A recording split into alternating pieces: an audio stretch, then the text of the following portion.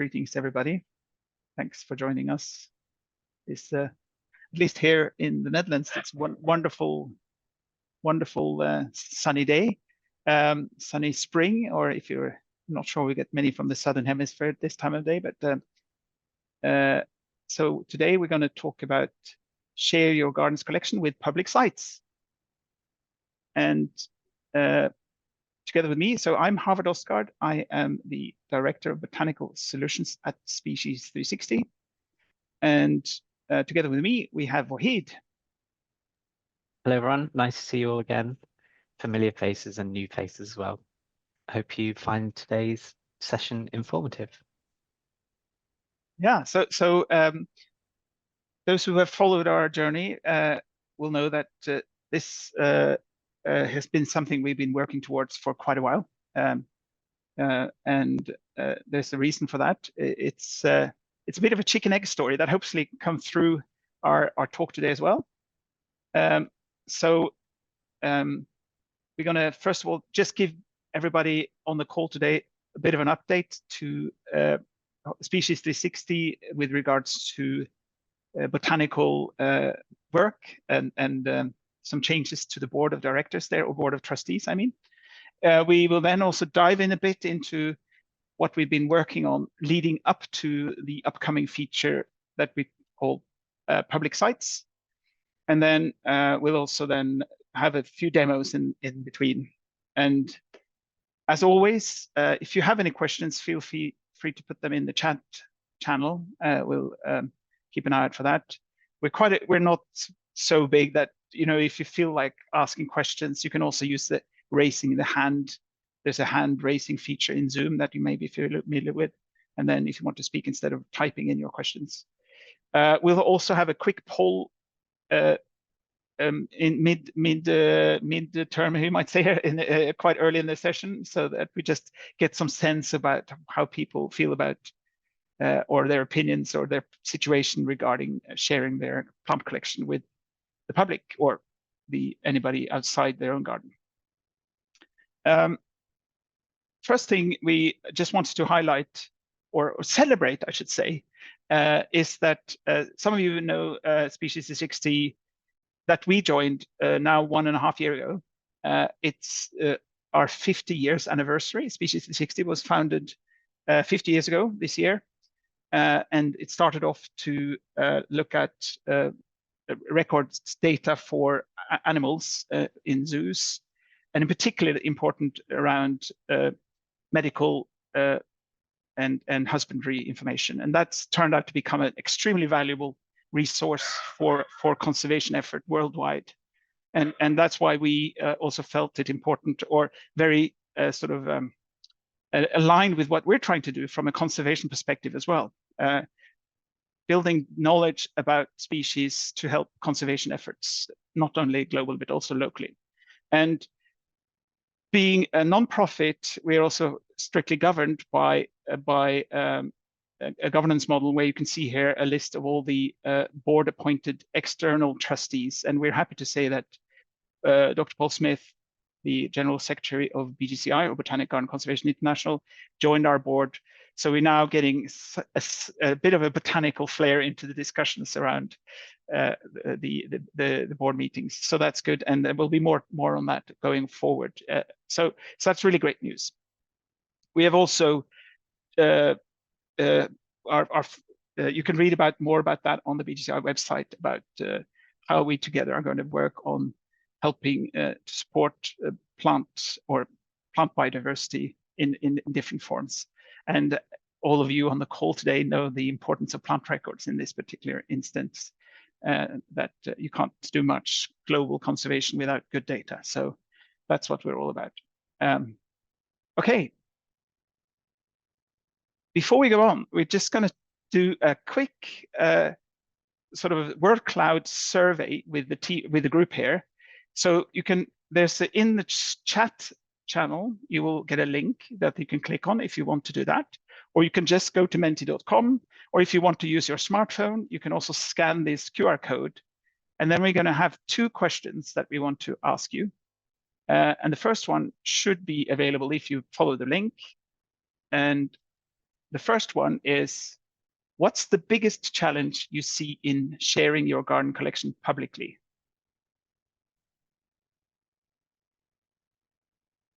So you get, I think you can have 3 responses each. If you didn't catch the QR code and the number, it's at the top of the screen or in the chat. So hopefully you can all get stuck in. Yeah.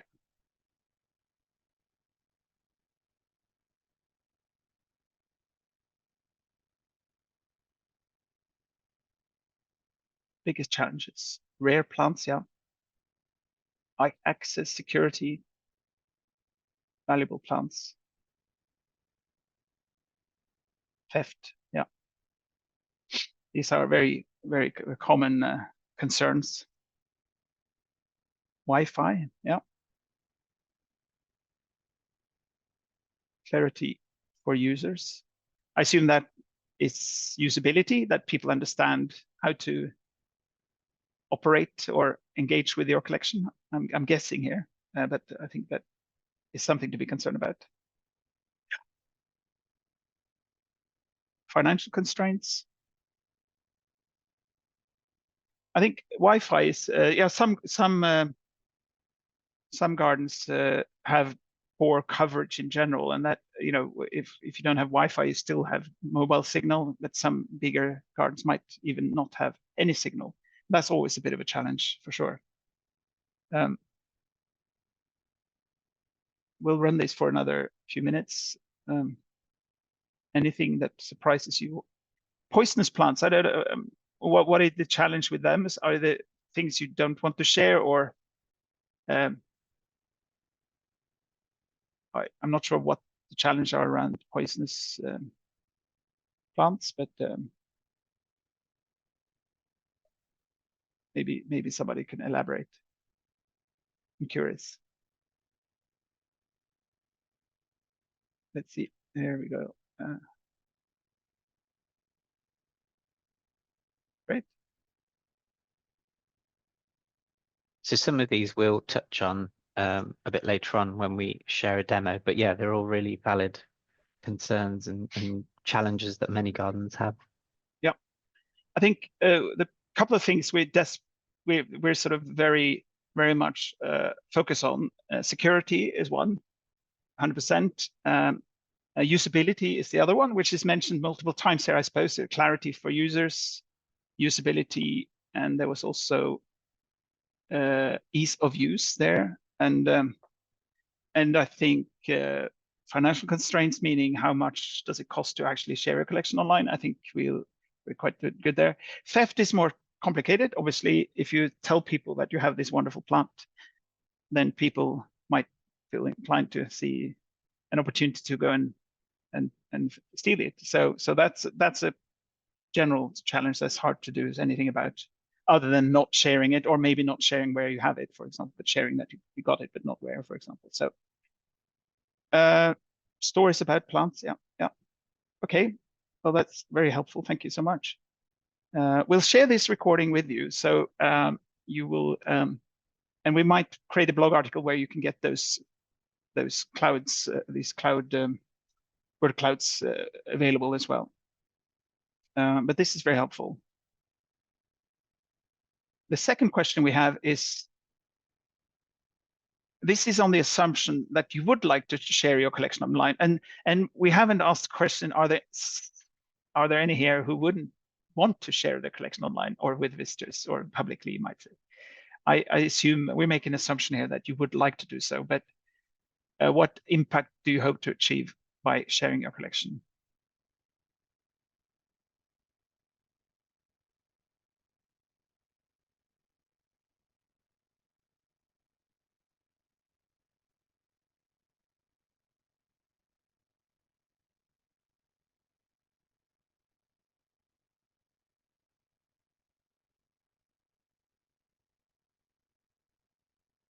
Yeah.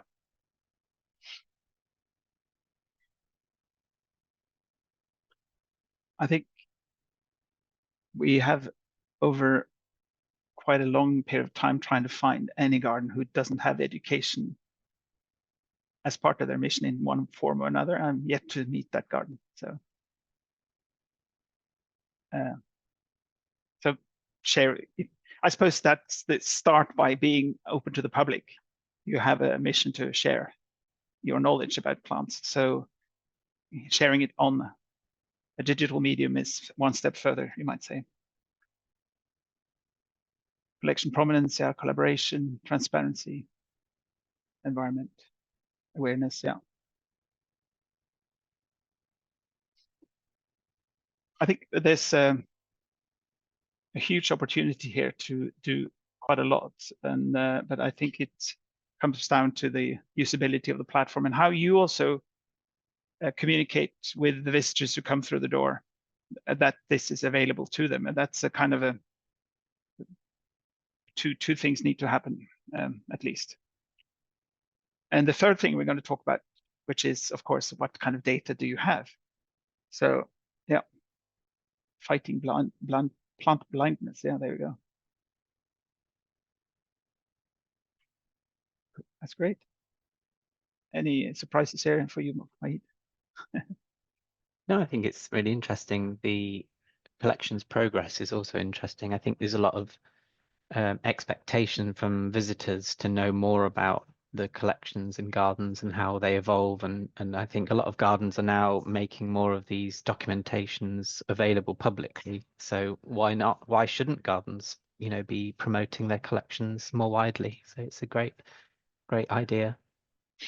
Yeah, it's a great idea, and it's the one thing that I think quite a few people forget in that sort of narrative is that a museum, for example, you get these museum pieces and they're there, whereas plants, they live.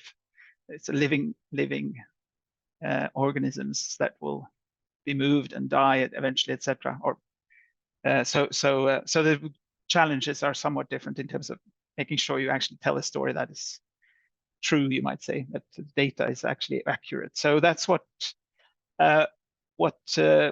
the rest of the talk is going to be a bit about before we then lead into the demo and stuff. So let's go straight to that. Thank you so much, everybody. That's really, really helpful. Let's see. Just going to take that away.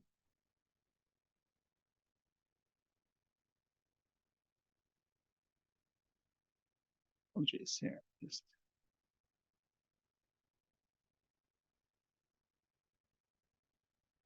so just a quick summary of leading up to this story about sharing your collections. So what we've been trying to do, and we're still working on that, but we've made some good progress on sorting out or helping you to get to the state where what we refer to as healthy plant records.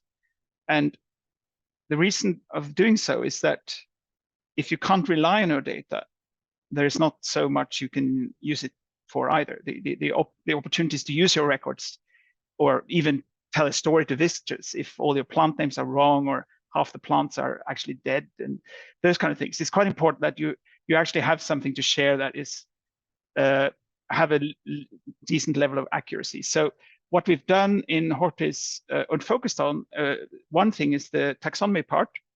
We'll do a quick demo of that, not too much, but I'll just give you.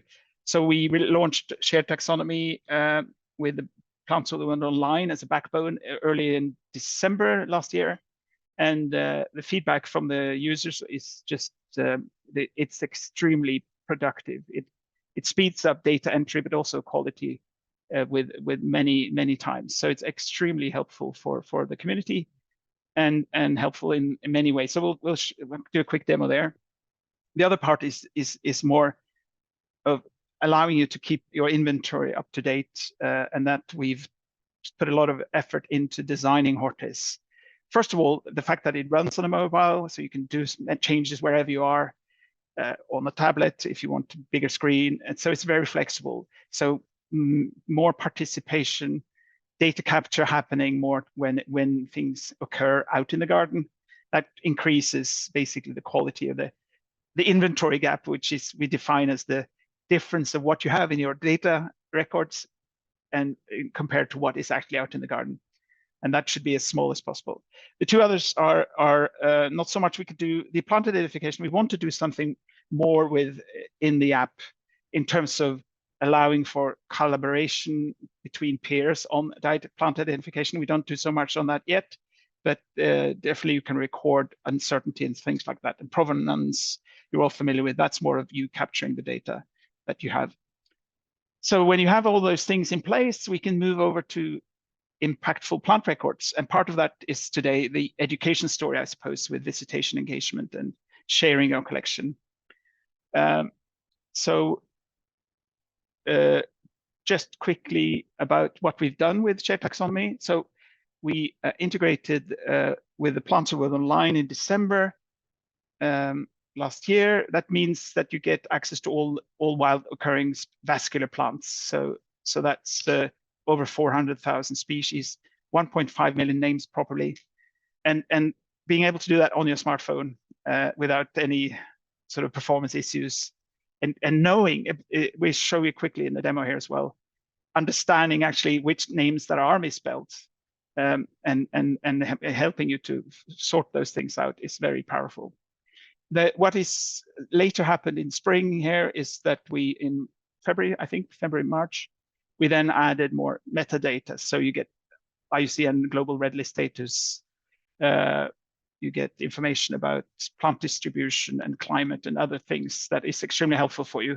And the benefit here is that you can focus on recording data about what kind of plants you have and where they are, and then you still have a bit of a, or should I say, data set that you can play with, because you get all this extra metadata supplied automatically. So that's also very powerful. So at the end of the day, it helps you with the spelling, obviously. You get also information about taxonomic status. So we approach this as an opinion-based. So if you don't agree with Plants World Online in terms of what plants are accepted and non-accepted, then that's totally fine. You get authorship, high classification delivered, and then further down the line, the fact that you have then spelled your names correctly, there's a lot of opportunities for your collection to be used in other contexts globally as well, because you now, if you have some what should I say, important plant material, but they're misspelled, nobody knows about it if you're doing large data sharing or participation with other gardens. So lots of great news for the community with these kind of capabilities. And now I'm going to hand over to Wahid, who's going to do a demo here. Yeah, thanks, Havard. I'll keep this demo very short, but as Havard mentioned, having a good taxonomic backbone is fundamental if you want good quality names and good quality data that can later be used to share or communicate with the public. And I just wanted to share some very quick highlights of what some of you may have seen in relation to this. So when you've all logged in, for example, you'll notice the new IUCN Red List pie chart. Many of you will have seen the provenance one that summarizes the provenance, but this one basically gives you an overview of the different red list statuses that are present in your collection. So it's worth, we've had a lot of gardens, have revelations, they didn't realize that many of their taxa were critically endangered, for example. So it's really worth looking at that. But what I wanted to show you was some of the ways that you can use this in your record keeping. And one example is in the list view. And you'll have the 3 different lists, but the key is that on each list, you can actually show the red list status as an example. So if you click view on the right and select the column IUCN red list, you'll see that the statuses are now appearing in your list. And you can also add some of these other columns that we mentioned, such as distribution, climate, and life form. And just as you have with other columns, you can filter, show me all of the critically endangered plant materials. Oops, you see I don't have any, but if I try another one, show me vulnerable, you'll be able to see some of the taxa that you have in your collection. Similarly, when it comes to the taxonomic names, you can start to see the validation that Havard mentioned. So you'll be able to see what have been validated to species level, to genus level, and the orange indicates a synonym. So we know that many gardens rightly struggle with names and, you know, knowing when names are correctly spelled or if they're using the accepted name. And hopefully this is a good simple indicator for you to clean up your records when it comes to names. The other thing that I want to mention very quickly is when you select a taxon, you'll see all of that extra metadata that is getting automatically pulled in. So traditionally, gardens would capture this data, and it takes a lot of time to find out this information. And through this integration with Plants of the World Online, once you enter your name, the family, classification, red list, distribution, etc., it all comes in automatically and for free. And if you want to explore more details, you can also look at the links that take you to IUCN red list, or on the validation, you can also go to Q's page to look further. So just a few hints and tips to help you get the most out of your names. Back to you, Havard.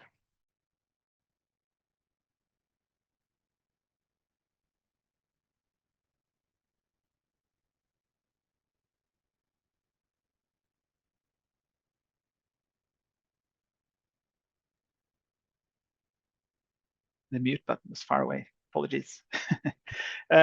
So yeah, no, the feedback we've had for those who are on Hortis has been extremely, what shall I say, uplifting, and people are suddenly, as Wahid mentioned, suddenly getting new insight into their collections. Now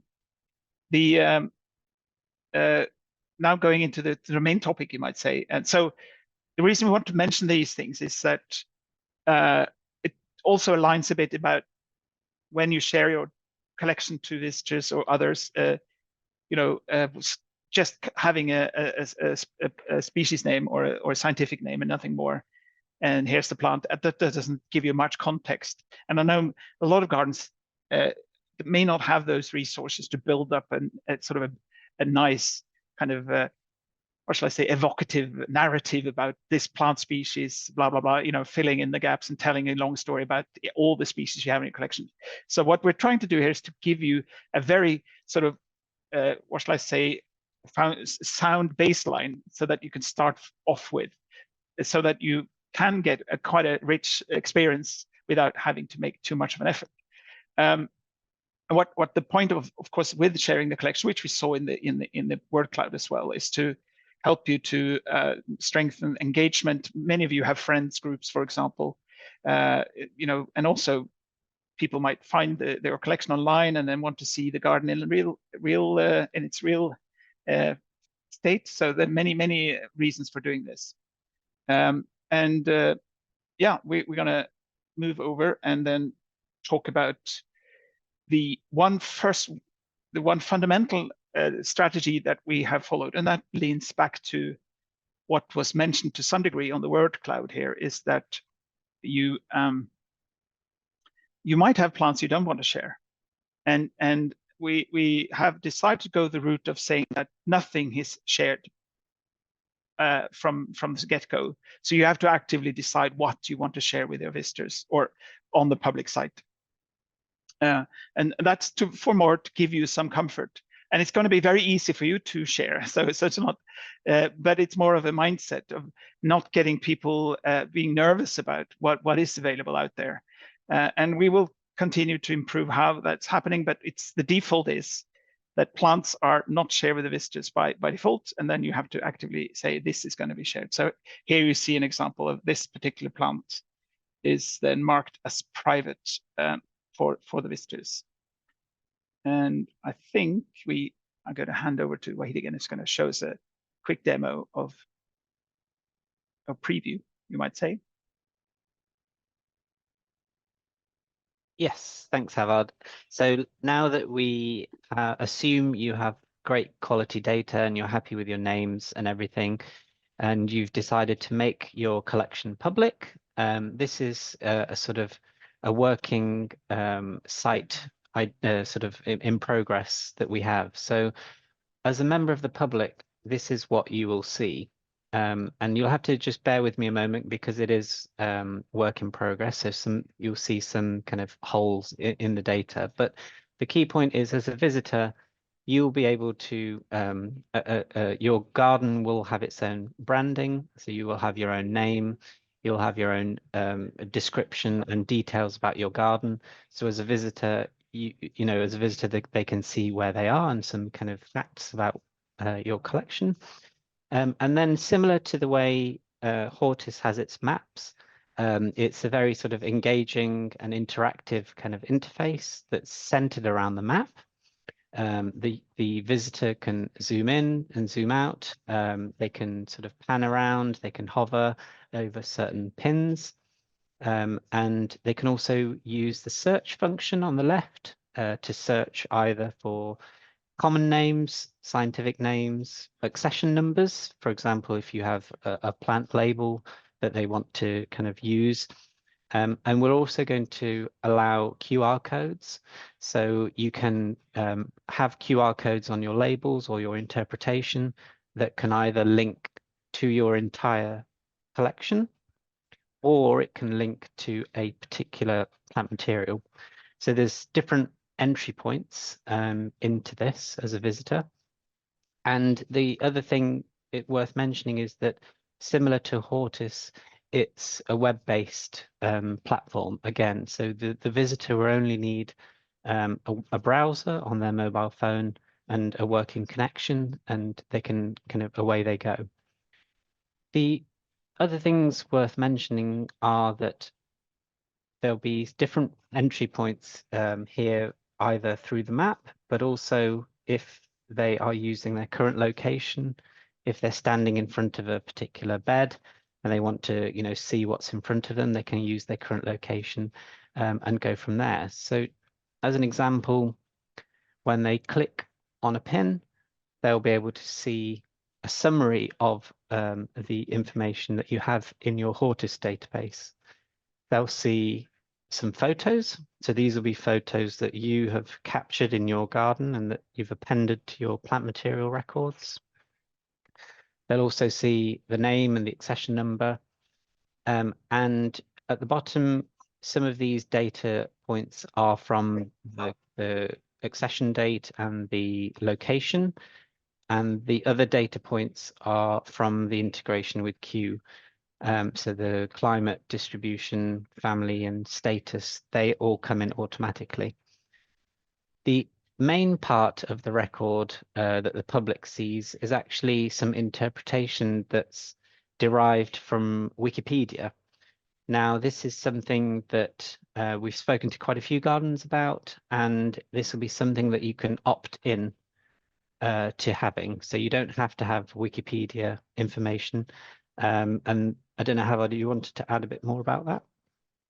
Yeah, no, it's an interesting. You have had quite a few discussions about that over the years, and what is a bit intriguing. It's a bit like OpenStreetMap and other kind of sort of community initiatives, where if you see something wrong here, you can basically log into Wikipedia and make the changes there.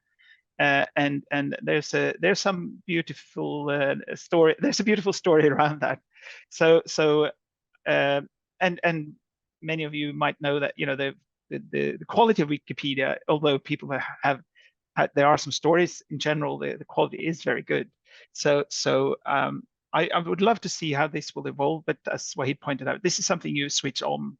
But we thought this was a wonderful opportunity for people to create some engaging interpretation without having to spend hours and hours and hours and hours to build up the narrative. You get it here for free, you might say.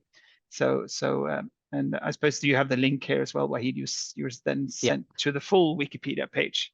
Yeah. Yeah, and that's quite common, especially for smaller gardens or under-resourced or understaffed gardens. Coming up with interpretation for every single taxon can be quite time-consuming. So this is one entry point, if you like, for providing that. But like we say, it's an opt-in basis. And I think the narrative that makes a lot of sense is to tell a story that relates to your collection. You know, maybe the Stellata was the first one ever planted in North America or whatever. There are these kind of stories that really makes a lot of sense to put an effort into. But then you could add that, and that will then also be displayed here. So that's the kind of balance. So you don't have to focus on reproducing factual information that's already been captured by others. Yeah, that's a good point. The other thing that we wanted to mention is that similar to Hortis, it works across all devices. And as a public visitor, most of them are probably going to be on their mobile phones. Maybe they're on their iPads, or I don't think people will be walking around with laptops, but you never know. And similar to Hortis, they'll be able to search. They can scan through the map, and once they've found their record of interest, they'll have a nice handy drawer that pops up from the bottom. So lots of ways of engaging with the content. And another thing that we see how this will evolve is through, for example, providing a bit more options when it comes to mapping. So the base map that we will offer to start with is the OpenStreetMap. But we already know, we've had some conversations with quite a few of you. It might not be as optimal to start with, so you can obviously edit that base map yourself, but we will allow different base map options in the future for the public as well. So that's also worth bearing in mind. And I know I'm just looking for any questions, but if there aren't any, I'll continue talking. We could maybe add, you briefly mentioned it, but repeat the QR code scenario that when you showed us the phone, that would typically be the page or the view that the visitor will get if you had a label in the garden and you scan the QR code, you will sort of basically be presented this type of a screen. That's the magnolia you're in front of, and then you get the details. Yeah, whether you then have QR codes on all the labels or just on a few that are important or something, that's obviously entirely up to you. So that's a good question from Courtney here. Yeah, I think that's quite natural. You might say that we might look at. I think we will be very attentive to listen to feedback from the public, from the community. If people feel like it's not part of their narrative to share the global conservation status, yes, I think that makes a lot of sense to allow that thing to be opted out. It's like Wikipedia, yeah. It sort of it should feel a bit personal to what you would like to tell, what kind of stories you would like to share with the people who look at your collection. Yeah. Yeah, and you'll notice that most of the other fields are sort of stripped out here. So, the quantity, the tag number, the condition, notes and things like that, they're not so relevant for a member of the public. They're more for your internal use sort of thing. So you don't see those. And one thing to note here from a technical perspective is that if a plant is taken out from the record system, that will be immediately available here. So there's no like lag or anything. This is live data being presented in a secure manner. So if you find mistakes or change data, it will be presented. Or if you take a plant off from public to private, it will disappear. Everything is, so that's quite it's quite what shall I say, very easy to describe. At least people understand what's going on. So there was a question here.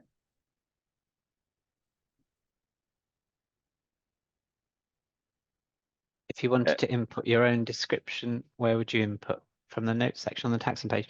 Yeah, so actually, I can show you that very quickly.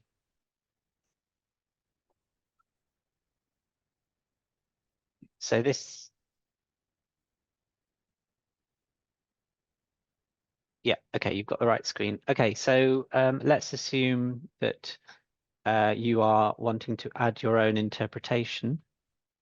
So you can go to the taxon page, and if you scroll a little bit down, you can see here you have description and native distribution. You can actually edit that and add your own copy here. And also you can override the native distribution provided through Plants of the World Online. If you have your own sort of spin on it, you can also do that there. So that's typically where you'd enter your own information. Yeah. There was a question here about if it's possible to have a password protected public site. I think in those cases, because with Hortis now, if you have the standard subscription, there's no cost to add view-only users. So you can, so I would maybe say that probably is the better route. I don't see, I don't see that we have a roadmap to actually add password on the public site. But the more likely scenario here would be that you would give people view access to your records. But I'm happy to discuss that offline about the use case for the other side story, you might say. So thanks for that question. Yep. And Courtney had a question. Would the description field appear on the public facing site if you opt out of the wiki option? That's right, yeah. So if you wanted to add your own description, then you can choose to display that on the public site. And if you opt in to the wiki option, then wiki will be shown instead. Yeah, we might also, we might see combinations there, not 100%, because you might have that narrative that I mentioned where you want to tell a story about the context of your garden and the species, and the Wikipedia might be complementary. So I think we will be very, what should I say, sensitive to feedback on these things. By experience, I know that's always kind of combinations of narratives come up. Yeah. Yeah, ultimately it's kind of your story and your interpretation, and we just want to help you to communicate what's important for your collection. Okay, I think I'll hand back to you, Havard. Yep, great stuff. So people might wonder, when is this available to everybody? We have a list of, it's going to go to sort of like a early testing phase or early preview for a select group that will have access in a week or two. So it's very imminent. And when it's going to be available to the whole world, you might say, it's definitely also very imminent. I'm expecting that we want to ship things when it's useful. So it might be a product that might have some shortcomings that you would want to see, but as soon as it's useful to the broader audience, we'll make it available to everybody. And that's definitely, I expect that will be in June or in July at the latest, but we're hopeful for June.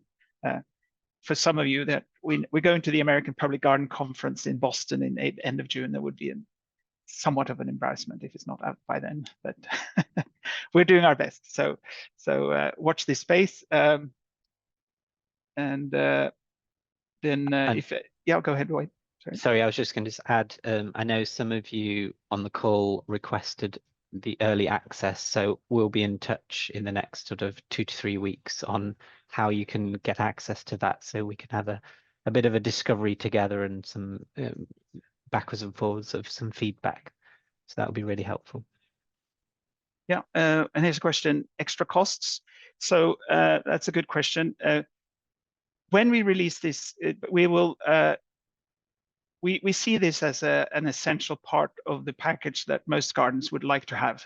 So we're looking at how we're going to restructure our pricing somewhat to change, but it won't be, there will be some changes in the pricing, but not a very considerable increase or anything like that. So that's the easiest answer I can give you.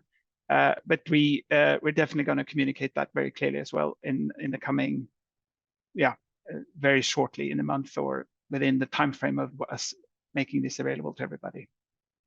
And those who are on Hortis will obviously be able to use this on their current subscription without any extra cost for now. So that's another thing to mention. So you don't have to worry about it if you already are on Hortis. But it's nothing to worry about anyway, because I think it's going to be a very affordable route. So watch that space. We'll hopefully communicate that as soon as we have that ready for you. Okay, I think we're sort of close to our schedule as well. Just also for those who on the call, that we also want to share a bit about what we're looking at from a roadmap perspective on Hortis going forward. We continue to improve. We're getting more and more, what you say, complex gardens joining Hortis with more advanced needs, and we're adding more and more capabilities to support the broader, what we call bioinformatics standards. And for those of you who don't, so what we always try to do here is to add it in such a way that it doesn't complicate existing users who don't need it. So you may have seen, for those who use Hortis, you will see that there are some settings where you can switch on things, so that the experience are very purposeful for you, or as far as we can do it. So that's one thing. The other things we're going to work on later this year is being better at tracking genetic material. Again, something that some gardens might not focus on too much. Attachments, propagations, and meta collections. All these things are coming in hard and fast over the next few months and the next few quarters this year. So where we might change those things somewhat if we have some reason to prioritize differently. But as you probably know, for those of you who don't, we can deploy a new version of Hortis in less than 10 minutes to the global community. So it's a very, very, what shall I say, great privilege and an opportunity to just allow people to gradually get the better product without having to do any installation or anything else. So that's been a very enjoyable experience for us as well, to see that we can help people much faster.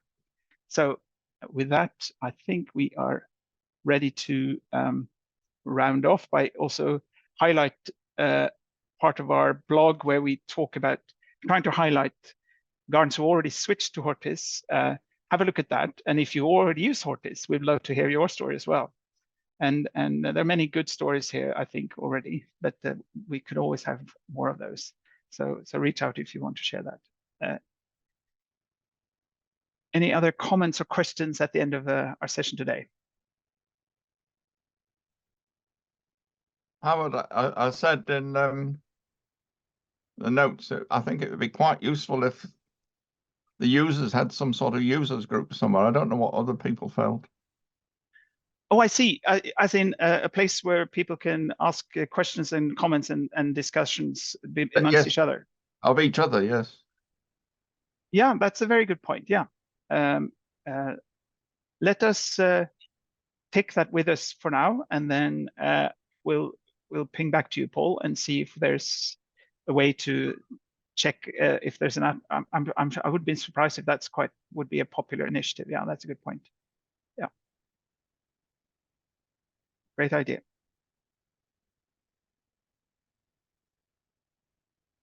Okay.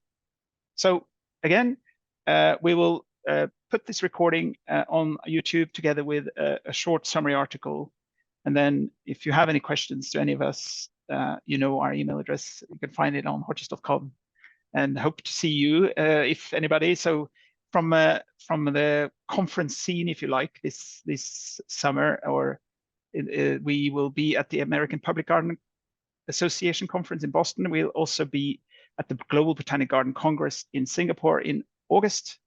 And then there is the, we think we will also be in Arnhem for the Zoo Horticultural Conference that's going to be there in June as well. And then there's the Plant Conservation Symposium in October as well. That's in Chicago. So a lot of things happening. So if you're in any of those places, go and say hello. But other than that, great to see you all, and thanks so much for stopping by, and see you soon.